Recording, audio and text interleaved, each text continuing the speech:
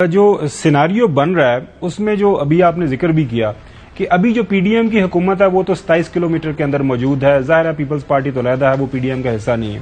تو جب یہ کیئر ٹیکرز بن جائیں گے تو شہباز شریف صاحب اپنے جو ہے سلیکٹڈ آئی جیز اور چیف سیکرٹریز کے ذریعے پھر کے پی اور پنجاب کے اوپر بھی حکومت کریں گے۔ تو ابھی جو بات کر رہے ہیں مارداڑ ہوگی، سب کچھ ہوگا، تو جو پریپیئر فار دا ورسٹ ہے پی ٹی آئی نے، وہ ہم جاننا چاہ رہے ہیں، جو چوہدری صاحب نے بھی پوچھا ہے کہ آپ کی اگر ہمارے ساتھ آپ کچھ شیئر کر پائیں کہ یا صرف آپ سڑکوں پہ آ جائیں گے ٹھیک ہے آپ ہمیں ماریں، وہ آپ کو ماریں گے پھر آپ مار کھائیں گے، اس کے علاوہ کوئی حل، کوئی اسٹریٹجی، کوئی پولیٹیکل پلان آف ایکشن اگر آپ ہمارے ساتھ کوئی شیئر کر پائیں؟ نہیں تو خبر ہم تو ملیٹنٹ آرگنائزیشن تو نہیں ہے نا، ہم مطلب یہ تو نہیں کر سکتے کہ ہم بندوقیں لے کے آ جائیں گے یا ہم وہ جو ان کے جے یو آئی کی طرح کے ان کے پاس جو فورسز ہیں یا یہ جو اپنے ٹی ایل پی کے لوگ ہیں یا یہ پیپلز پارٹی نے بھی اب وہاں پہ بنا لی ہیں، ڈنڈا بردار تو نہیں ہے نا آپ؟ ڈنڈا بردار ہمارے پاس تو مسلح لوگ نہیں ہیں، نہ ہی ڈنڈا بردار لوگ ہیں۔ ہمارے تو جلسوں میں بھی عورتیں آتی ہیں، بچے آتے ہیں۔ ہماری پارٹی کی جو آپ سمجھیں کہ جینیسس نہیں ہے تشدد والی، اور جہاں تشدد ہوتا ہے ظاہر ہے ہم تو کچھ نہیں کر سکتے، یہ تو ایک مڈل کلاس کی پارٹی ہے، لوور مڈل کلاس کی پارٹی ہے۔ ہماری جدوجہد کا اسٹائل تو یہی ہوگا نا جو ابھی ہم کر رہے ہیں، جلسے کریں گے، ایک لا اینڈ آرڈر کے اندر رہ کے بات کریں گے۔ لیکن سوال یہ پیدا ہوتا ہے کہ یہ پاکستان کے جو لوگ کچھ جو انہوں نے سوچنا ہے، یہ انہوں نے بھی تو سوچنا ہے نا، یہ ملک کیسے کیسے آگے چلے گا۔ مجھے آپ بتا رہے ہیں جس ملک کا 7.5 لاکھ نوجوان جو اسکلڈ ورکر، کائٹ رنر پڑھے ذرا آپ افغانستان میں کیا ہوا تھا، جو سارے لوگ جو میٹرک کرتے تھے، جو اسکلڈ تھے، جو پڑھے لکھے تھے، وہ افغانستان چھوڑ کے چلے گئے، باقی پیچھے افغانستان یہ بچا۔ کیا ہم پاکستان میں اگلے 3، 4، 5 سالوں میں افورڈ کر سکتے ہیں کہ ہمارا 50 لاکھ یا 60 لاکھ اتنا ہی ٹوٹل آپ کا اسکلڈ ورکر اور آپ کا مائنڈ ہوتا ہے جو نکلتا ہے وہ باہر چلا جائے گا، باہر چلا جا رہا ہے۔ اندر آپ نے اتنی بڑی ڈسلیجنمنٹ کھڑی کر دی ہے۔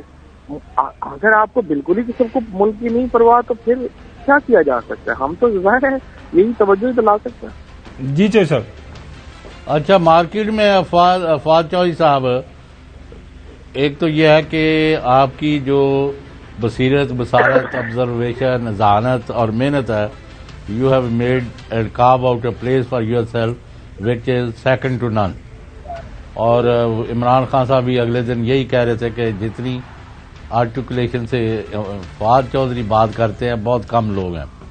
ہیونگ سیڈ دس، یعنی ابھی جب ہم آپ سے بات کر رہے ہیں، being civil spokes person of P T I, آپ اس بات کی تصدیق کریں گے کہ پی ڈی ایم کی حکومت کے ساتھ جو انہوں نے مذاکرات اسحاق ڈار نے اپنی ریکویسٹ سے پریزیڈنٹ آف پاکستان سے کیے تھے، وہ 5-6 دور ہونے کے باوجود ناکام ہو گئے ہیں، اور انہوں نے ڈٹائی سے، اور اگلے لفظ میں نہیں استعمال کرتا، انہوں نے ٹس سے مس ہونے سے انکار کر دیا ہے۔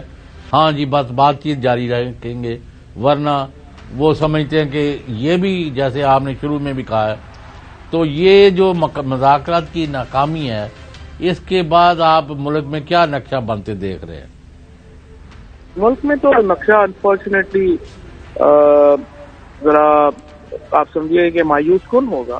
اس کی وجہ یہ ہے کہ جب آپ پوری جو ایک مقصد بنا لیں کہ ہم نے صرف پاکستان میں، چونکہ ایک پاپولر لیڈر ہے، جس طرح ذوالفقار علی بھٹو پاپولر لیڈر تھا تو اس کو ایلیمنیٹ کرنا ضروری تھا، مجیب الرحمان پاپولر لیڈر تھا تو اس کو ایلیمنیٹ کرنا ضروری تھا، اسی طریقے سے پہلے جو کچھ ہمارے ملک میں ہوتا آ رہا ہے، اگر ہم نے اس طرح سے پاپولر لیڈرز کو ایلیمنیٹ کر کے ملک چلانے ہیں تو پھر تو ظاہر ہے کہ مایوسی ہے نا۔ جو آپ دیکھیے 75 سال پہلے جب پاکستان آزاد ہوا تھا تو پاکستان کے ساتھ جو ملک آزاد ہوئے تھے وہ آج کہاں پہ کھڑے ہیں؟ فار دیٹ میٹر بے نظیر بھٹو کو ایلیمنیٹ بھی کیا گیا۔ ہاں، بے نظیر بھٹو، بالکل بے نظیر بھٹو کو ایلیمنیٹ کیا گیا۔ اب یہ سارے جو ہمارے سامنے واقعات ہیں، یہ پاکستان میں ایک مایوس کن ماضی ہمارا جو ہے وہ پیش کرتے ہیں۔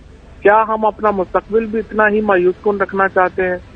یہ تو دیکھیں، میں، آپ لوگ، ہم لوگ تو کمزور لوگ ہیں نا، یہ تو جو سوچنے والے ہیں ان کا سوچنے کا کام ہے کہ وہ کیسے اگلا جو ظاہر ہے کہ تاریخ میں نام آتے ہیں، تاریخ بڑی ظالم ہے، وہ لکھتی ہے کہاں پہ کیا ہے۔ تو ابھی دیکھیے، ہمارا کام ہے جدوجہد کرنا، ہمارا کام ہے لوگوں کے ساتھ کھڑے ہونا، ہمارا کام ہے سسٹم کو ٹھیک کرنے کی کوشش اور صحیح کرنا، اور مجھے یقین ہے الٹیمیٹلی جو ہے وہ پاکستان کے عوام کو فتح نصیب ہو. اچھا چیز صاحب، ایک تو بات چل رہی ہے، وہ میری پی ڈی ایم کے لیڈر سے بات ہوئی، نام نہیں میں لیتا. میں نے ان سے پوچھا جی آپ کے پاس کیا ہے؟ معیشت ڈوب رہی ہے، گورننس کوئی سامنے نہیں آ رہی، آن گراؤنڈ جو مقبولیت چاہیے کسی پولیٹیکل پارٹی کو وہ گراف آپ کا نیچے چلا گیا ہے، تو آپ کے پاس ہے کیا؟ تو انہوں نے کہا جی ہمارے پاس اس وقت ایک ہی چیز ہے، وہ جو ہماری فیور میں جا رہی ہے وہ ہے پی ٹی آئی کی اسٹیبلشمنٹ کے ساتھ لڑائی. وہ لڑتے رہیں گے تو بس ہمارا کام بنتا رہے گا. تو یہ جو ایک امپریشن ہے، میں یہ نہیں کہہ رہا کہ آپ کی لڑائی کوئی زمین جائیداد جھگڑا ہے، میں چوہدری صاحب وہی پوچھنا چاہ رہا ہوں، یہ جو تاثر ہے کہ آپ کی اسٹیبلشمنٹ کے ساتھ تناؤ ہے، لڑائی ہے، مطلب وہ جو ایک ورکنگ ریلیشن شپ کسی بھی پولیٹیکل پارٹی کا پاکستان کے بیک گراؤنڈ اگر سیاسی بیک گراؤنڈ میں دیکھیں وہ نہیں ہے. اس کے اوپر کوئی کامنٹ کرنا چاہیں گے؟ ایک یہ بھی گپ شپ چل رہی تھی کہ جی سیدھے ہو جائے نہیں تو یہ کیسز ویسز کافی زیادہ آپ کے اوپر آنے والے ہیں. لیکن یہ آ سکتے ہیں، اور بات یہ ہے کہ لڑائی کیا ہوگی. بالکل چور صاحب نے صحیح کہا، ہمارے کو زمین کی جھگڑا تو نہیں ہے نا. جھگڑا تو یہ ہے کہ اصل میں جو پہلے بھی معاملہ ہوا ہے یا کچھ ہوا ہے وہ تو ابھی تک جو پاکستان کی ہسٹری ہے وہ تو پاپولر لیڈرز کے خلاف جو ہے وہ اسٹیبلشمنٹ میں ایک ماحول رہا ہے، اور یہی ماحول ہے جس نے پاکستان کو بڑا نقصان پہنچایا ہے. اور لیٹس سی اب اسٹیبلشمنٹ کی لیڈرشپ جو ہے وہ نئی ہے، دیکھتے ہیں کہ وہ پاکستان کو اپنا وہ کیا ویو دیتے ہیں اور کیا کرتے ہیں. دنیا میں جہاں پہ تبدیلیاں آئی ہیں وہ تو دیکھیں طاقتور لوگوں کے اندر ریئلائزیشن آئی ہے کہ ہم نے ملک کیسے چلانا ہے. اگر ججز اور جنرل جو ہیں انہوں نے بیٹھ کے یہ فیصلہ کر لیا کہ نہیں طاقت صرف ہم نے اپنے پاس رکھنی ہے اور عوام کو نہیں دینی ہے، تو پھر تو دیکھیں پھر تو دنیا میں نہیں ہو سکتا. اچھا، طاقتور حلقوں نے خود ہی فیصلے کرنے ہوتے ہیں کہ انہوں نے کیسے. جی صاحب، آج سیشن کورٹ نے الیکشن کمیشن کی ایک پلی ایکسیپٹ کر لی ہے کہ یہ توشہ خانہ جو فوجداری کے چارجز لگا کے جو ہے عمران خان صاحب کو حاضر کیا جائے، ان کے اوپر کیس چلے گا. ڈیٹ بھی آ گئی ہے، وہ مان لی گئی ہے جو الیکشن کمیشن کی پٹیشن. آنے والے دنوں کے اندر کچھ لوگوں کا یہ بھی خیال ہے کہ جو پی ٹی آئی کے اندر جو -1 جو ہے فارمولا پاسبل ہے اس کے اوپر عمل ہو سکے، عمران خان صاحب کو نااہل کر دیا جائے، گرفتاری کے بھی چانسز ہیں. تو پارٹی کے اندر اس حوالے سے بھی کوئی جو گفت و شنید ہوئی ہے کہ اس سناریو کو کس طرح ہینڈل کرنا ہے؟ کوئی دیکھیے عمران خان کے مارچ میں جو فالوورشپ تھی IRIS کے مطابق وہ 31% تھی. اس وقت جو فالوئنگ شپ ہے وہ 65% ہے.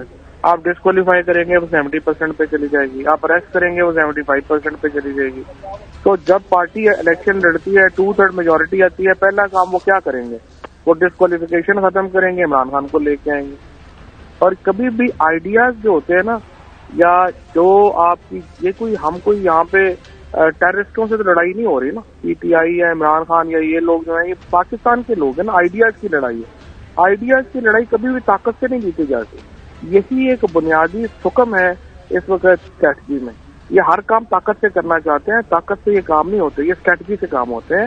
اور اسٹریٹجی میں اس وقت عمران خان جو ہے وہ پاکستان کا واحد قومی لیڈر ہے جس کا چاروں صوبوں میں، دونوں ریجنز میں جس کے نام کے اوپر ووٹ پڑتا ہے. عمران خان پاکستان کا سب سے بڑا لیڈر ہے. دونوں الیکشن جو ہوئے ہیں آپ نے ان میں یہ چیز ثابت ہوئی ہے. اور عمران خان واحد اس وقت پاکستان کا چاروں صوبوں کا لیڈر ہے اور ریجنز کا لیڈر ہے. عمران خان کے علاوہ تو لیڈرشپ ہی نہیں.